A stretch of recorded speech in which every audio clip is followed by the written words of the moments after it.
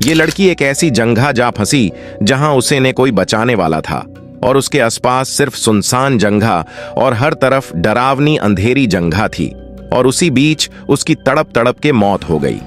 ये कहानी एमी मारिया अरियागा की है, जो पानी सी भरी गुफा को एक्सप्लोर करने निकली थी।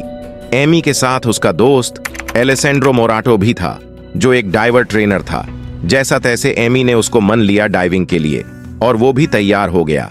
साइक्लोन की अंडरग्राउंड गुफा को एक्सप्लोर करने को ठान लेते हैं डाइविंग करने के लिए। इसी तरह से एमी की ट्रेनिंग शुरू हो जाती है। एमी अपने फ्रेंड से बोलती है कि वही लीड करेगी। इस गुफा में डाइविंग करने के लिए वो चाहती थी कि उसका फ्रेंड उसे रिकॉर्ड करे। उसका फ्रेंड मन जाता है, लेकिन उसका फ्रेंड बोलता है वो 40 फीट से नीचे नहीं जाएगा और ना उसे जाने देगा और वो सिर्फ एडवेंचर गुफा एक्सप्लोर करके वापस घर चले जाएंगे। 11:24 पर इन लोगों ने डाइविंग करना शुरू कर दिया था। वो लोग बहुत अच्छे से स्विमिंग करते हैं और एंजॉय करते हैं, नई नई एडवेंचर चीजों को भी एक्सप्लोर करते हैं।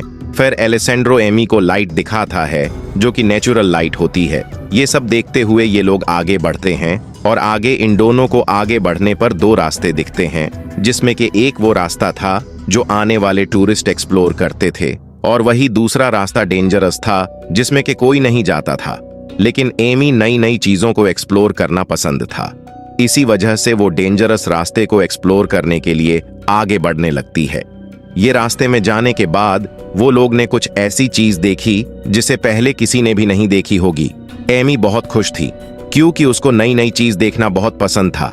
एमी बोलती है अपने दोस्त से कि इस चीज के साथ मेरे फोटो और वीडियो बनाओ। दोस्त वही करता है जैसा जैसा एमी उसको बोल रही थी, वैसा वैसा एलेसेंड्रो कर रहा था। वो फोटो एमी को बहुत पसंद आते हैं। एमी को लगता है आगे और अच्छी अच्छी चीजें देखने को मिलेंगी। वो और आगे बढ़ने लगती है। एक बार फिर वो दोनों ऐसी जगह जा पहुंचते हैं जहां 2 तरफ रास्ते होते हैं। एक दाएं को जाता है तो दूसरे तरफ बाएं को। उसे जरा भी अंदाजा नहीं था कि उसे किस तरफ जाना है। एमी पहले पीछे की तरफ जाने को कोशिश करती है, लेकिन अंधेर होने की वजह से उसे दूर दूर तक कुछ नहीं दिखता है और एमी राइट जाने की वजह लेफ्ट जाना पसंद करती है, जो उसकी सबसे बड़ी गलती होती है। एमी को कुछ भी दिखाई नहीं दे रहा था, लेकिन एमी निडर होके आगे बढ़ती जा रही थी। लाइट से भी ज्यादा क्लियर कुछ नजर नहीं आ रहा था। एमी अपनी लाइट को ऑन ऑफ करती है, अपने दोस्त को सिग्नल देती है कि वो यहाँ पे है, लेकिन काफी स्विम करने के बाद भी एलेसेंड्रो वहां पे नहीं पहुंचता है।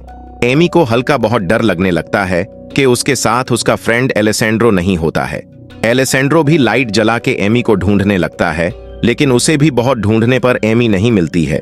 एलेसेंड्रो को लगता है कि एमी तेजी से आगे बढ़ रही थी, तो उसे लगता है कि वो बाहर की तरफ गई होगी, लेकिन वहां पहुंचने पर एलेसेंड्रो एमी का कुछ पता नहीं चलता है।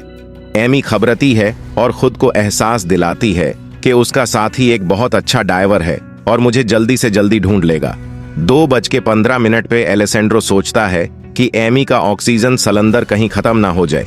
ये सोचते सोचते एमी को ढूंढने लगता है। अब एलेसेंड्रो को कुछ पानी के ऊपर कुछ तैरता हुआ दिखता है। एलेसेंड्रो फौरन वो चीज के पास जेन लगता है। ये एमी की डेथ बॉडी थी। एलेसेंड्रो वो देख के हैरान हो जाता है कि ऑक्सीजन वाली पाइप उसके मुंह से हटी हुई थी। एलेसेंड्रो सोचता है कि वो एमी को अभी भी बचा सकता है। एलेसेंड्रो अपना ऑक्सीजन पाइप निकाल के उसके मुंह में लगाता है, लेकिन एमी मर चुकी थी। एमी जो कुछ देर पहले खुश थी, अब वो मर चुकी हैं। एलेसेंड्रो एमी की बॉडी को जैसे तैसे ऊपर ले आता है। तो ये कहानी यहीं पे खत्म होती है।